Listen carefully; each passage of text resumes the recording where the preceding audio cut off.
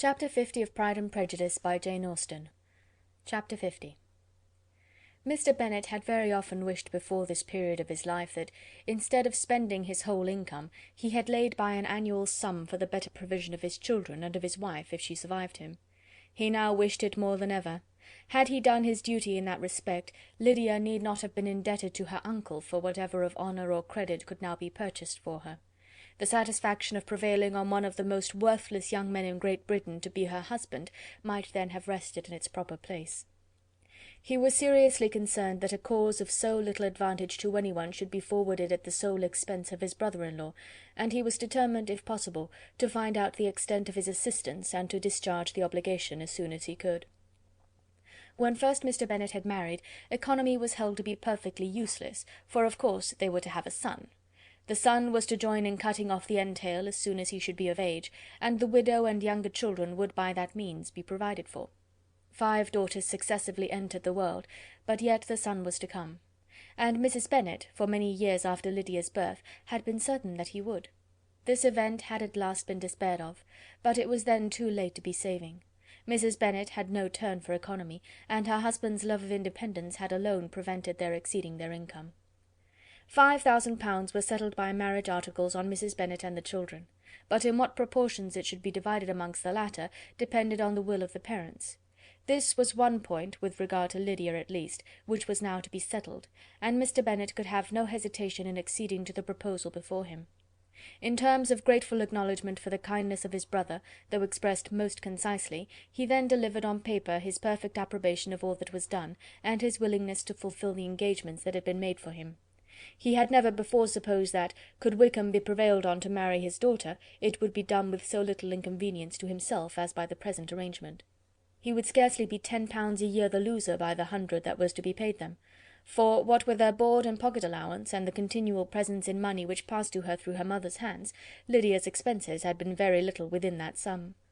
That it would be done with such trifling exertion on his side, too, was another very welcome surprise, for his wish at present was to have as little trouble in the business as possible.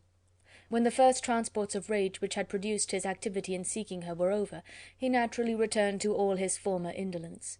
His letter was soon dispatched, for, though dilatory in undertaking business, he was quick in its execution. He begged to know further particulars of what he was indebted to his brother, but was too angry with Lydia to send any message to her. The good news spread quickly through the house, and with proportionate speed through the neighbourhood. It was borne in the latter with decent philosophy. To be sure, it would have been more for the advantage of conversation had Miss Lydia Bennet come upon the town, or, as the happiest alternative, been secluded from the world in some distant farmhouse. But there was much to be talked of in marrying her, and the good-natured wishes for her well-doing which had proceeded before from all the spiteful old ladies in Meryton lost but a little of their spirit in this change of circumstances, because with such a husband her misery was considered certain. It was a fortnight since Mrs. Bennet had been downstairs, but on this happy day she again took her seat at the head of her table, and in spirits oppressively high. No sentiment of shame gave a damp to her triumph. The marriage of a daughter, which had been the first object of her wishes since Jane was 16, was now on the point of accomplishment, and her thoughts and her words ran wholly on those attendants of elegant nuptials, fine muslins, new carriages, and servants. She was busily searching through the neighbourhood for a proper situation for her daughter, and, without knowing or considering what their income might be, rejected many as deficient in size and importance.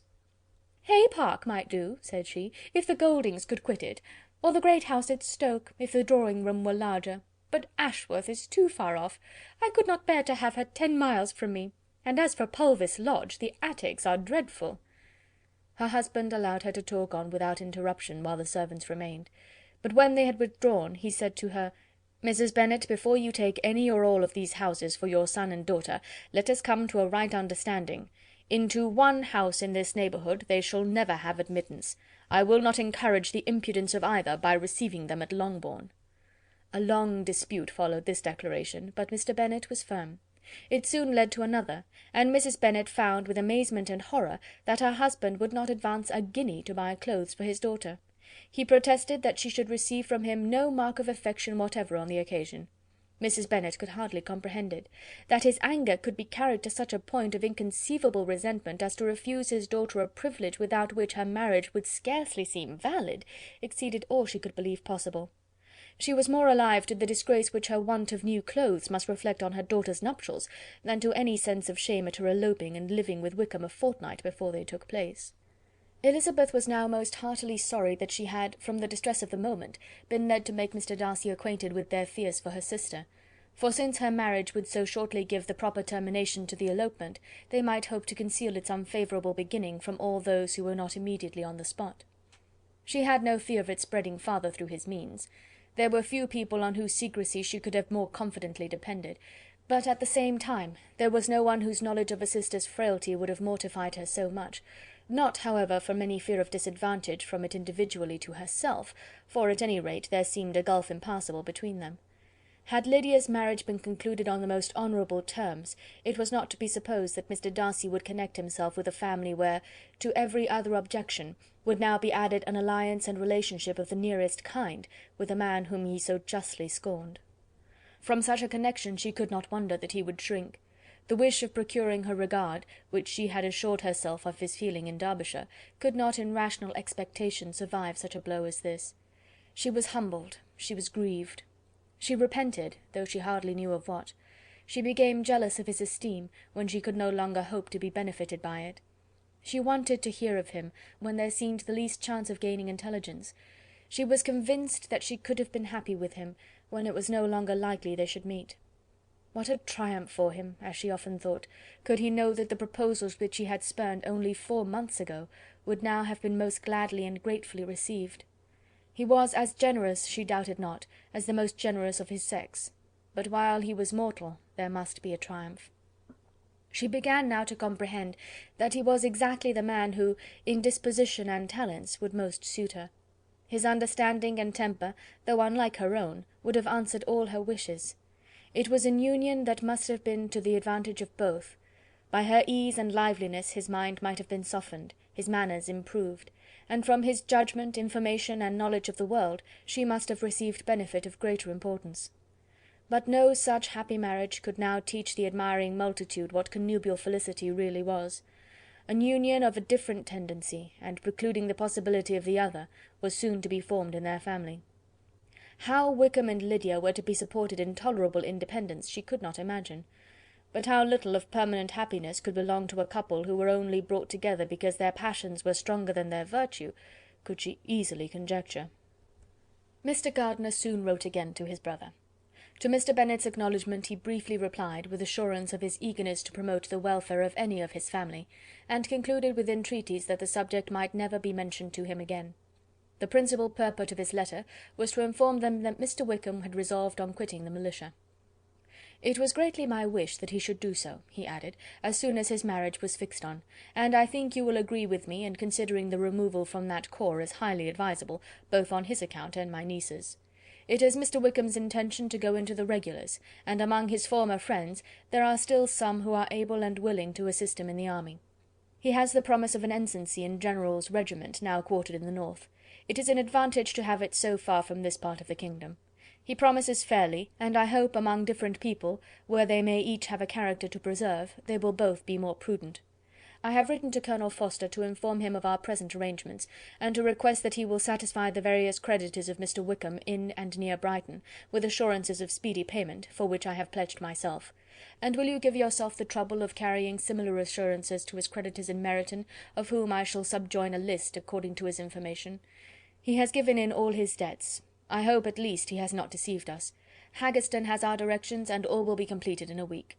They will then join his regiment, unless they are first invited to Longbourn, and I understand from Mrs. Gardiner that my niece is very desirous of seeing you all before she leaves the south. She is well, and begs to be dutifully remembered to you and her mother. Yours, etc., E. Gardiner. Mr. Bennet and his daughter saw all the advantages of Wickham's removal from the shire as clearly as Mr. Gardiner could do, but Mrs. Bennet was not so well pleased with it. Lydia's being settled in the north, just when she had expected most pleasure and pride in her company, for she had by no means given up her plan of their residing in Hertfordshire, was a severe disappointment. And besides, it was such a pity that Lydia should be taken from a regiment where she was acquainted with everybody, and had so many favourites. "She is so fond of Mrs. Forster," said she, "it will be quite shocking to send her away. And there are several of the young men, too, that she likes very much. The officers may not be so pleasant in the General's regiment." His daughter's request, for such it might be considered, of being admitted into her family again before she set off for the north, received at first an absolute negative. But Jane and Elizabeth, who agreed in wishing, for the sake of their sister's feelings and consequence, that she should be noticed on her marriage by her parents, urged him so earnestly, yet so rationally and so mildly to receive her and her husband at Longbourn as soon as they were married, that he was prevailed on to think as they thought, and act as they wished. And their mother had the satisfaction of knowing that she would be able to show her married daughter in the neighbourhood before she was banished to the north. When Mr. Bennet wrote again to his brother, therefore, he sent his permission for them to come, and it was settled that as soon as the ceremony was over they should proceed to Longbourn. Elizabeth was surprised, however, that Wickham should consent to such a scheme, and had she consulted only her own inclination, any meeting with him would have been the last object of her wishes. Chapter 50.